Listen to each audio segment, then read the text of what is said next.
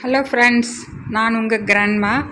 இன்றைக்கி கோதுமை ரவையில் ஒரு கேசரி, ரவா கேசரி செய்கிறது தான் பார்க்க போகிறோம். பாருங்கள், நாங்கள் வெளிநாடு அமெரிக்கா போயிருக்கிறப்ப எங்கள் சன் வீட்டில் நாங்கள் எல்லோரும் சேர்ந்து செஞ்ச கோதுமை ரவா கேசரி ரொம்ப சூப்பராக வந்ததுங்க.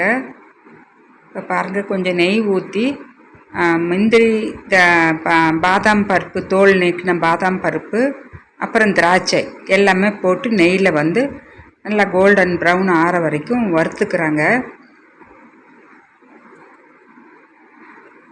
எல்லாரும் அவங்கவுங்க கை வச்சு கலக்கணும். பேத்தி, மருமக, எங்கள் சன்னு, அப்புறம் நான் எல்லாருமே அவங்கவுங்க பங்குக்கு ஒவ்வொரு கையை வச்சு கிளறி விட்டோம். அதனால தான் எல்லோரும் சேர்த்து செஞ்சதுன்னு சொன்னேன்.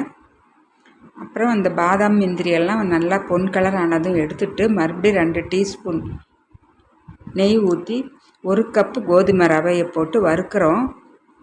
அது நல்லா வாசனை வர்ற வரைக்கும் நல்லா ஒரு 4 மினிட்ஸாவது வறுக்கணும், லோ ஃப்ளேமில் வச்சு. கோதுமை ரவையை நல்லா இது மாதிரி நம்ம சாதா ரவை மாதிரி இல்லைங்க, நல்லா இதை வறுப்படணும் நெய்யில். அப்புறம் 1:3 தண்ணி, 1 கப்புனா 3 கப்பு தண்ணி ஊற்றணும். எந்த கப்பால் எடுத்தோமோ அதே கப்பால் தண்ணியிலேயே கொஞ்சமாக கலரிங் பவுடர் ஆட் பண்ணிக்கிட்டோம். தண்ணி நல்லா கொதிக்க வச்சு இப்போ தண்ணியை ஊற்றி நல்லா கிளறிட்டு இருக்கோம். நல்லா கிளறதில் கட்டி இல்லாமல் வந்துடும் எங்களுக்கு. இப்போ எக்ஸ்ட்ராவாக பாருங்கள், இந்த பைனாப்பிள் ஜூஸ், ஆரஞ்சு ஜூஸ் அதை ஊற்றி அந்த பைனாப்பிள் வாசனையாக செய்ய போகிறோம் ரவா கேசரியை. அங்கே இது மாதிரி ரெடிமேடாக கிடைக்கிது ஃபுட்டில் ஆட் பண்ணுறதுக்குன்னு. அதையும் ஒரு பாக்ஸ் வாங்கி அதையும் எல்லாம் கட் பண்ணி ஊற்றியாச்சு. Pure 100% organic pineapple juice and orange juice, அந்த 2 ஃப்ளேவரும் இந்த கேசரியில் கிடைக்கும். பாருங்கள், எங்கள் பேத்தி தான் காமிக்கிறாங்க என்னான்னு சொல்லி பாக்ஸை. இப்போ அதையும் ஊற்றி நல்லா கட்டி இல்லாமல் நல்லா கிளறி விட்டுக்கிட்டு இருக்கோம். இப்போ கொஞ்சம் நேரம் மூடி வைக்கலாம். இப்போ கொஞ்சம் நேரம் ஆயிடுச்சு. இப்போ ஏலக்காய் பவுடர் ஒரு 1/4 டீஸ்பூன் போட்டு அதையும் கலந்து விட்டுடலாம்.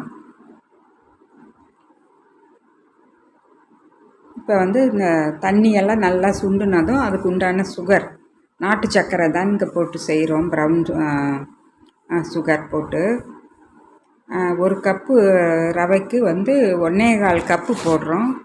1 கப்புக்கு 1.5 அளவு. ஆனால் இது சுகர் நல்லா உரைக்குங்கிறதுனால, ஆர்கானிக் நாட்டு சர்க்கரைங்கிறதுனால 1 கப்பு, அப்புறம் மறுபடியும் ஒரு 1/4 கப்பு, 1.25 கப்பு போட்டு நல்லா கிளறி, இப்போ அதுக்கு கொஞ்சம் நெய், ஒரு 4 டேபிள் ஸ்பூன் அளவுக்கு நெய் ஊற்றியாச்சு.